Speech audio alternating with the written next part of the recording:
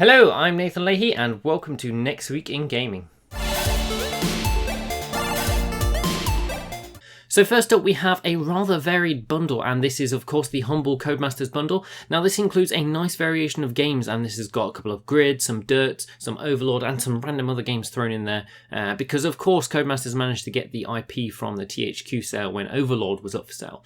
So let's take a look at this bundle. Of course it's separated into 3 different tiers, and of course next week on Tuesday the second tier will get a couple of games added, but the whole bundle ends on Tuesday the 8th of December.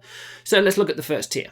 First up, we've got Grid 2, Dirt Showdown, the first Overlord, Operation Flashpoint, which is very similar to Armour, Hospital Tycoon, just for a little bit of randomness, and of course Colin McRae Rally. Then in the second tier, we have Grid Autosport, which we did a review of a couple of months back, which is probably one of my favourite racing games, as a matter of fact. And of course, we've also got Overlord 2, Raising Hell expansion for the original Overlord, Grid 2 DLC, and of course more games coming next week on Tuesday.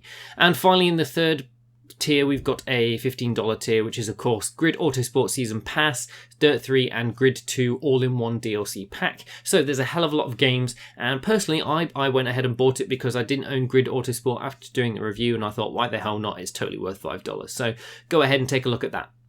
So the first release we've got coming up next week is probably one of the biggest of the year. This is releasing on Tuesday the 1st of December. It is Just Cause 3. This is Avalanche Studios' third title in the series, and we basically saw a hell of a lot of the same stuff in some of the gameplay trailers as we did in Just Cause 2. So there'll be more explosions, slightly more dynamic explosions, more vehicles to cause explosions, more vehicles to drive towards explosions, and of course a whole new take on the grappling system. So if you want to topple a couple of towers, it's a little bit more interesting now. And of course, instead of the parachute suit, we now have the, flying squirrel wingsuit sort of thing. Graphics look slightly better. The map is apparently 400 miles or kilometers, I don't remember which, 400 square kilometer miles, and overall it's just looking like it's going to be a relatively great game. Now this one we will be doing a review of relatively soon, but we have a different review title coming up next week, so Just Cause 3 will be reviewed the week after. Another big release we have going on next week, also releasing on Tuesday the 1st of December, is of course Ubisoft Montreal's Rainbow Six Siege. Now we did a little bit of it's closed beta impressions of the game a couple of weeks back. I think I just did a random video on it, and the basis for the game was quite good. Unfortunately, you have a lot of useful stuff locked behind a endless grind of XP and levels in order to unlock stuff. Very similar to the way that Call of Duty does things, except all of the interesting and useful classes are locked behind that. So you basically start off relatively worthless. And the tactical nature of the game has been developed, and the basis for it is there. Unfortunately, when we played during the closed technical tests and during open beta, everybody's just playing it as an arcade shooter, so it's kind of disappointing that most of the strategy has been taken out of it, not because it's been badly developed, but because it's allowed players to just run around and shoot each other mindlessly.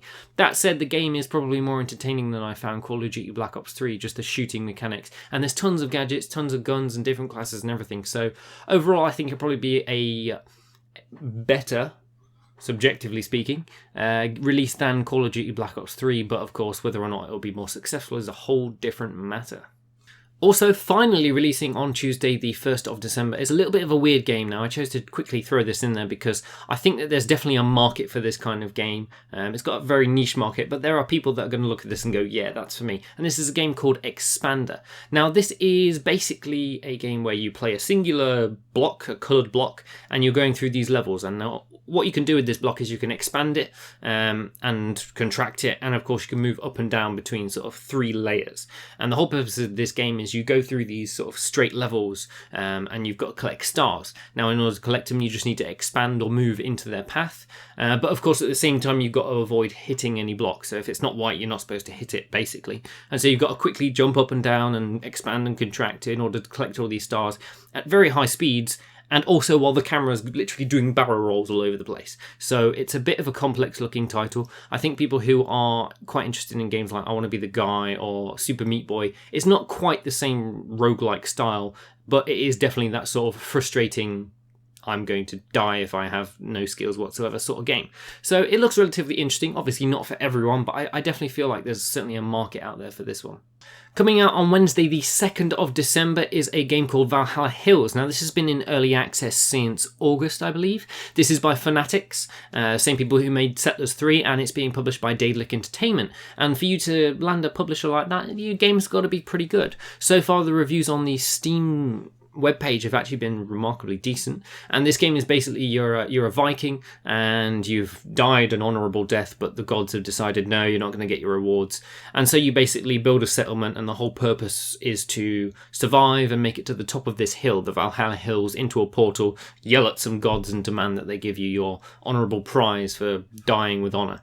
And all that kind of stuff. It looks surprisingly pretty. Obviously, it's a sort of cartoony art style, very similar to that of Settlers, but it looks like a really interesting game. And if early reviews are to be believed, it's actually looking like it's done pretty well for itself. So it's quite a different title in comparison to what's been coming out lately, but definitely something worth a look.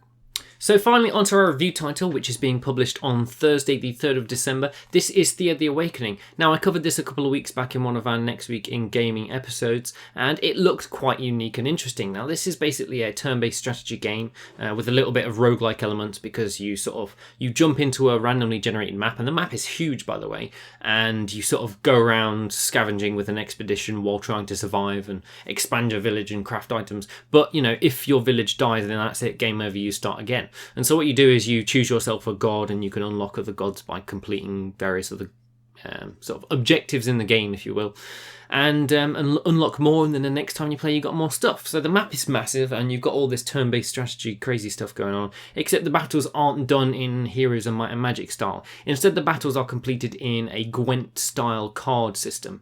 It's similar-ish to Gwent. I wouldn't put too much of a heavy emphasis on Gwent because it's not exactly the same, but it's definitely that sort of thing. So it's a nice mixture of all these different genres, and it actually looks pretty good. And so far, early reviews have actually been really, really quite great. And so I emailed the guys literally 2 days ago and said, look, I'm sorry, I've been let down about another review. Can I please have a review key? And they got back to me within a couple of hours. So we will be reviewing that next week, and I would just like to thank them very much for that.